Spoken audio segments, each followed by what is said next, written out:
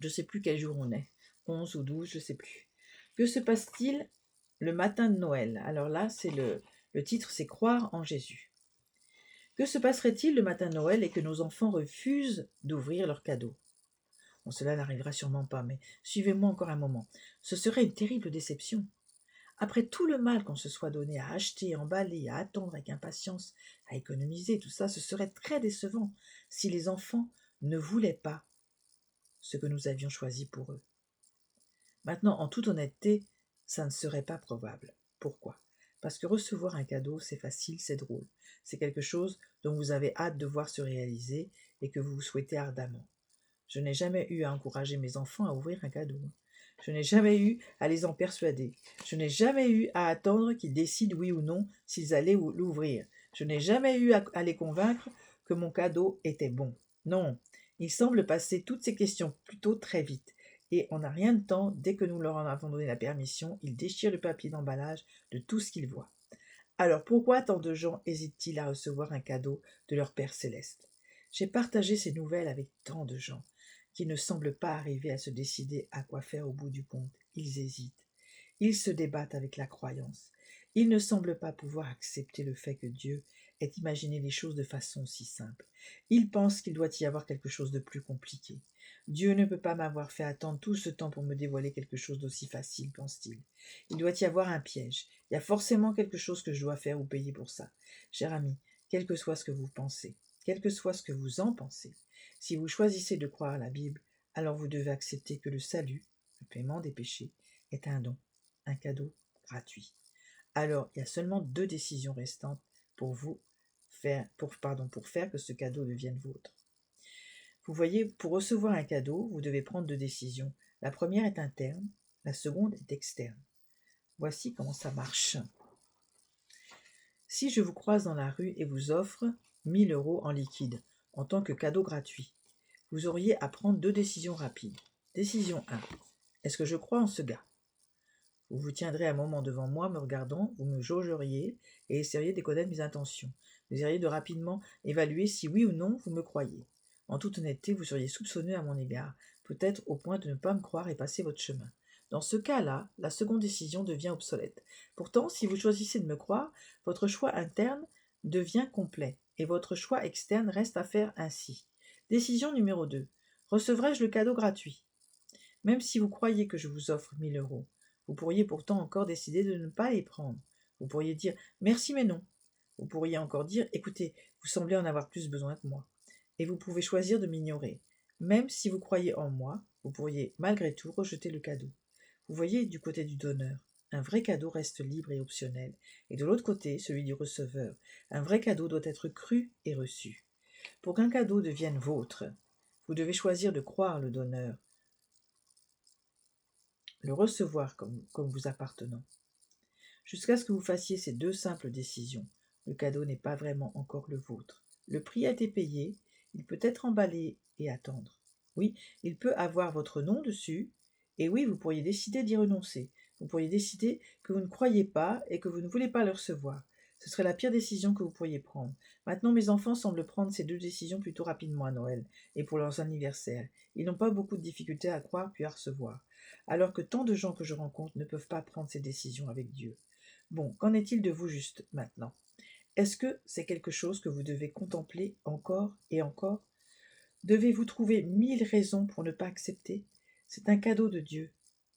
C'est là pour se l'approprier. Si vous croyez la Bible, si vous prenez Dieu au mot, ceci peut être à vous juste maintenant. Voici comment Dieu décrit prendre le cadeau dans Romains 10, versets 5 à 10. Il dit ceci.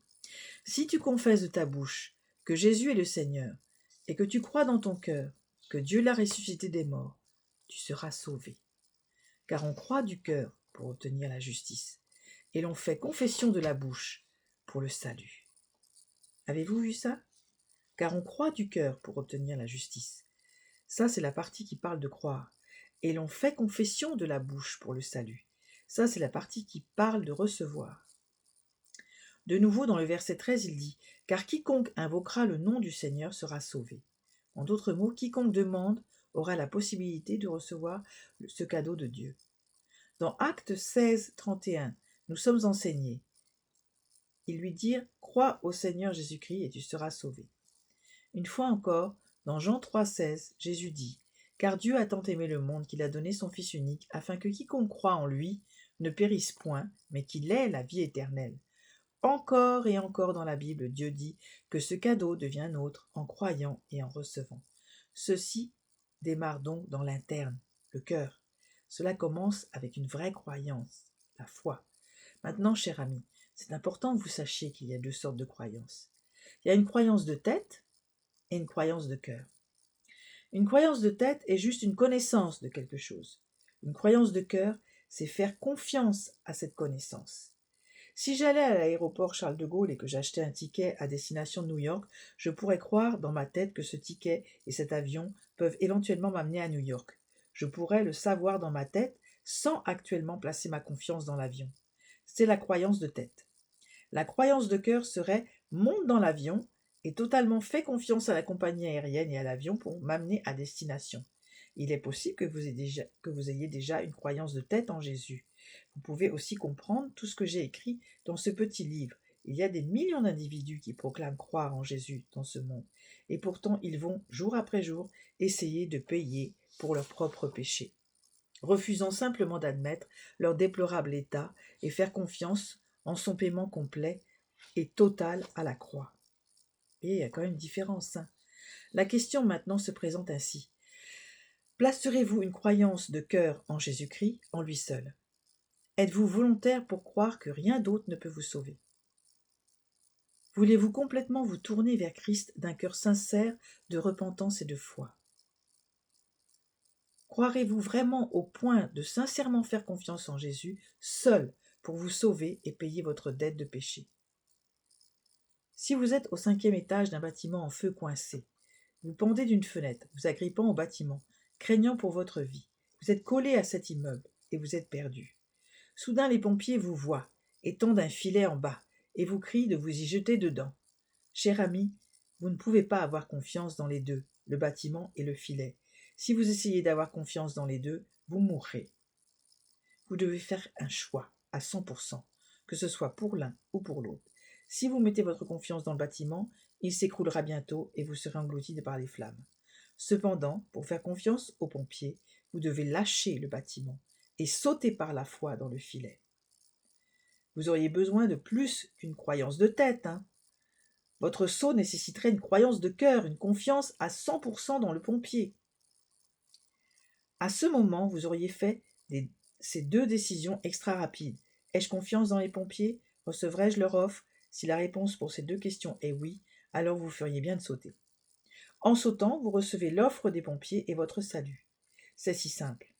Tant de religions et de systèmes compliquent ce simple fait. Ils orientent tout vers le faire.